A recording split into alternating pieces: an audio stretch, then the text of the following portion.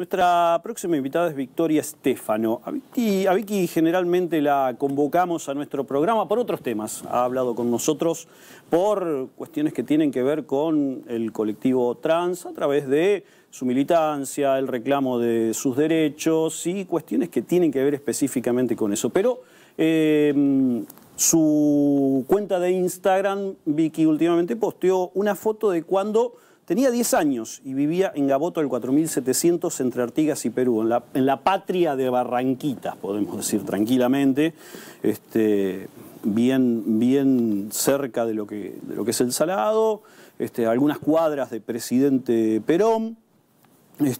Pero bueno, allí Vicky cuenta en primera persona, desde su niñez, si se quiere, qué fue lo que ocurrió en aquel momento de la inundación. Vicky, ¿cómo va? Buenas tardes, bienvenida. Buenas tardes, gracias chicos. Bueno, ¿qué trae a la memoria el 29 de abril? Ay, qué difícil, todos los 29 no son como ese acto de repasar. También creo que tiene mucho que ver con esto de que la memoria es un músculo que necesitamos ejercitar, y repasar ese relato sobre la inundación sigue siendo necesario, sobre todo porque también necesitamos que las nuevas generaciones, aquellos y aquellas que no lo vivieron en carne propia, sepan que esta ciudad fue víctima de un crimen hídrico y que hay responsables, que muchos de esos responsables también se murieron sin jamás pagar por el crimen que cometieron, y que todavía hay personas que están libres,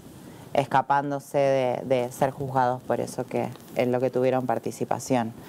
La verdad es que es muy difícil hablar de la infancia, de mi infancia, sin citar la inundación, porque estuvo atravesada por eso. Nosotros nos inundamos, como decías vos, viviendo en barrio Barranquitas.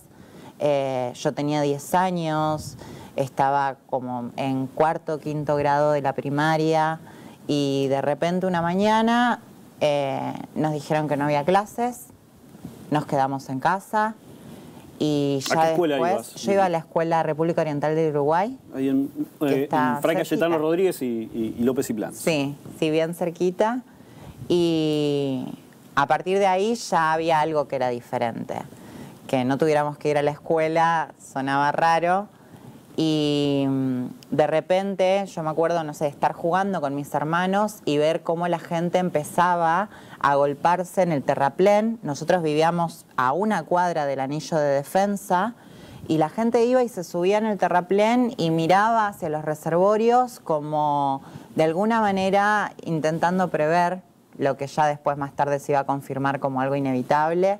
Y iban observando cómo el agua empezaba a acercarse. Y todo el mundo teoriza en esos momentos. Totalmente. Todo el mundo teoriza en esos momentos. Y era muy loco porque, claro, yo era muy chiquita, pero veía cómo todos los adultos tenían reacciones totalmente distintas respecto de lo que sucedía. Así como tenía gente que te decía, no, esto no va a pasar y no va a llegar, y que confiaba en la palabra del gobernador de Santa Fe de ese momento, también tenías a personas que, nada, mi mamá, que ya había pasado por la creciente del 83 viviendo en San Javier, lo primero que hizo fue empezar a guardar toda nuestra ropa. Ya sabía. Ni se animó a teorizar de que eso no podía llegar a pasar. Directamente empezó a guardar nuestra ropa. A eso de las 4 de la tarde, que me acuerdo se corta la transmisión de los canales de televisión locales. Ya ella estaba hablando con el carrero del barrio para que trasladara nuestras cosas a la casa de nuestra tía, que vivía en un barrio muy cercano también, en San Pantaleón, y de alguna manera intentando zafarla, porque ahí era como un poco más alto que Barranquitas.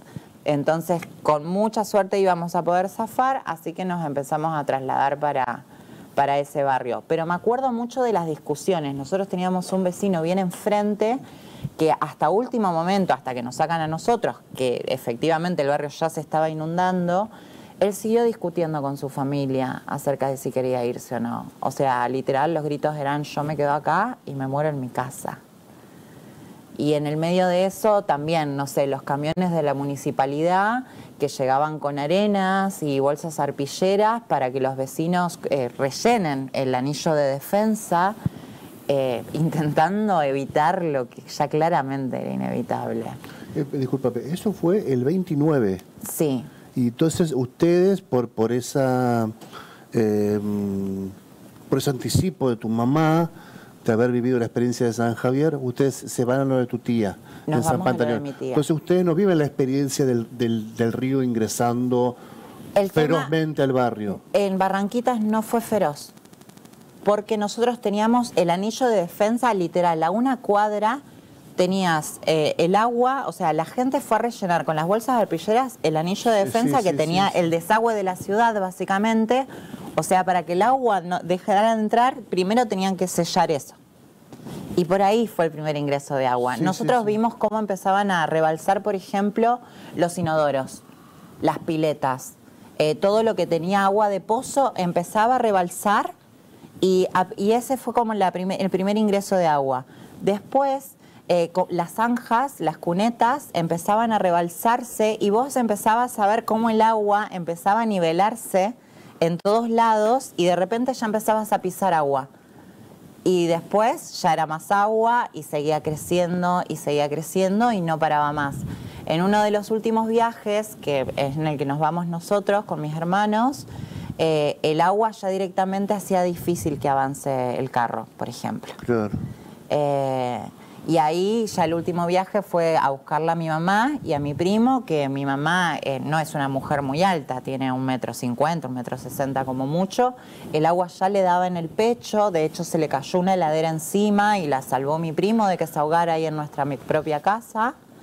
Y ahí nos fuimos a San Pantaleón. Y en San Pantaleón fue como lo mismo. Nosotros nos acostamos a dormir porque nos mandaban a dormir básicamente. Los adultos estaban medio entre acomodar las cosas y otro un poco en alerta para ver si otra vez no nos pasaba lo mismo.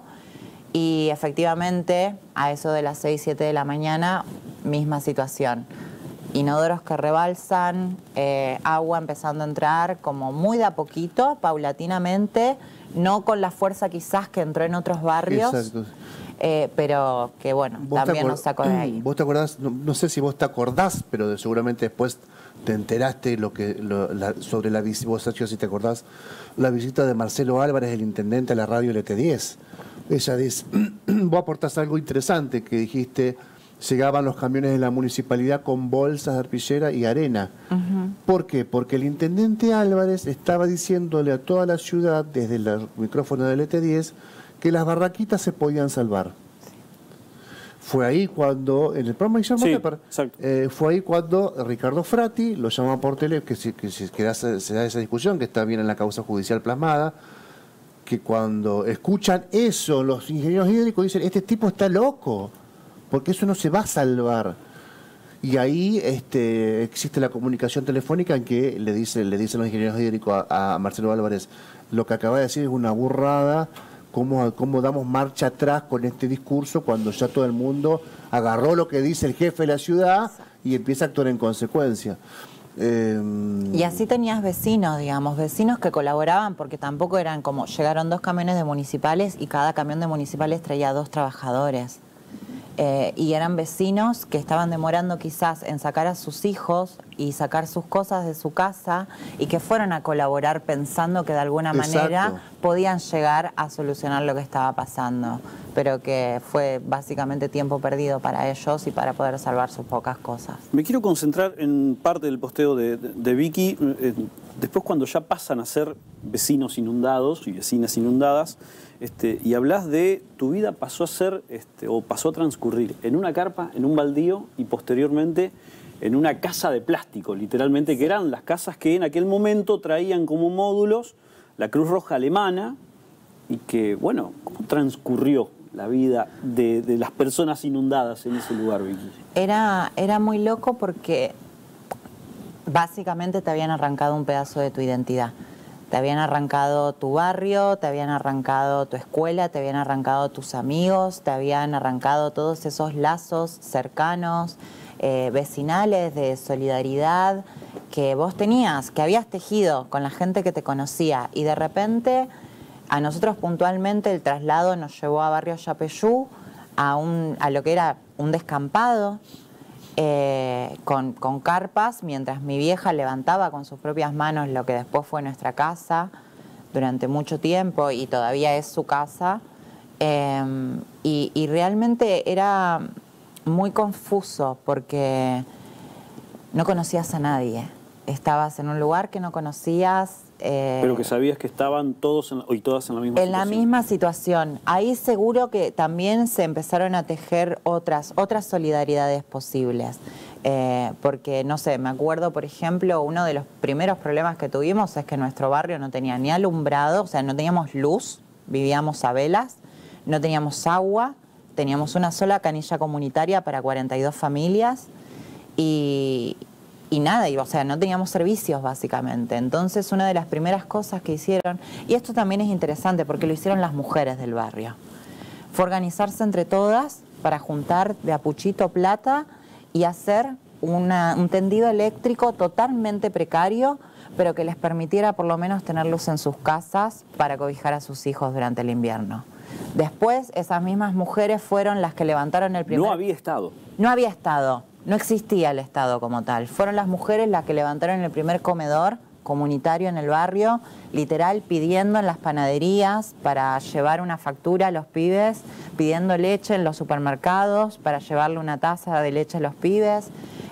Y también fueron ellas las que fueron a cortar el ingreso a la ciudad por el mercado de abasto para exigirle al gobierno de la ciudad y de la provincia que llevaran las obras públicas necesarias para tener por lo menos agua potable y luz eléctrica.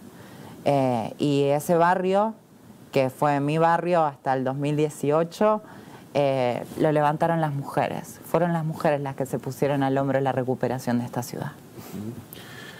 ¿Qué recuerdo quedó en la casa inundada que no se pudo salvar? ¿O pudieron salvar todo lo importante? Digamos, porque, como decía tu vieja, empezó a levantar, como se dice en Entre Ríos, las cacharpas, ¿no? la ropa. Yo recuerdo mucho también la gente salvando las mascotas, los perritos, los gatitos, tal vez privilegiando en lugar de subir una cocina o subir un gato o un perro. ¿Y quedó algo en esa casa? Imagino que sí, porque fue todo medio urgente también. Sí, bueno, esto es muy parte de la historia familiar, pero en esa casa quedó la relación de mis padres. Claro. Quedó tu hijo. Mientras mi mamá se esforzaba por levantar todo y salvar lo más posible, mi papá estaba acostado diciendo que la creciente no iba a llegar. En esa casa quedó misionario, la relación. Sí, misionario. Sí, bueno, reutemanista también hay que decirlo. Hay que decirlo, era reutemanista, papá. Bueno, coherente. Un tipo... Sí, coherente, ante todo coherente. Ante todo coherente. Eso nadie se lo puede reprochar.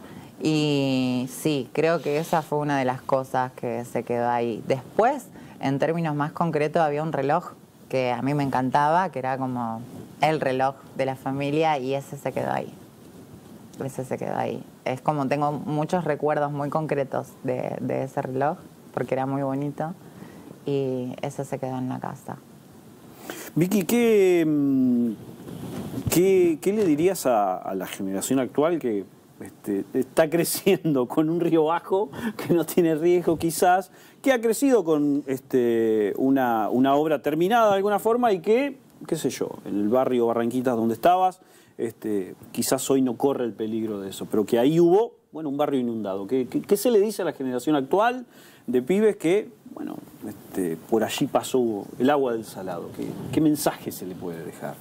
Creo que primero mantener presente que el Estado tiene que cuidarnos y que básicamente para eso también hay que tener una participación activa dentro de ese Estado. Creo que eso es algo importante y que tenemos que empezar a pensar como sociedad, no solamente por lo que puntualmente implicó la inundación, sino por todas las implicancias. Totalmente. Involucrarse es parte de llevar también a soluciones colectivas y por sobre todo evitar que estas cosas vuelvan a suceder. Cuando hablamos de un crimen hídrico, hablamos de una multiplicidad de actores involucrados en eso, en connivencia con otros tantos actores también, que muchos fueron sociales, y digo, también, por sobre todas las cosas, poner en clave de importancia la enorme solidaridad del pueblo santafesino, Creo que ahí también como se vieron escenas muy fuertes y muy del terror, no sé, a nosotros, por ejemplo, nos denunciaron cuando habíamos usurpado una casilla para poder quedarnos hasta que conseguimos el lugar donde finalmente nos íbamos a evacuar. Se entiende, era una zona bastante cheta y los chetos denuncian. Así que bueno, pero por otro lado también enormes escenas de solidaridad, gente que realmente estaba en la misma que vos y que se cruzaba la vereda para ayudarte a subir tus cosas, que la veían a mamá ahí sola intentando, lidiando con 3 pibitos y subiendo todo lo que podía a un carro y que dejaban de hacer lo suyo para cruzarse y ayudar. Y eso también me parece que es un valor que tenemos que recuperar como sociedad. Vicky, muchas gracias por tu tiempo y por la memoria. Gracias. No, por favor.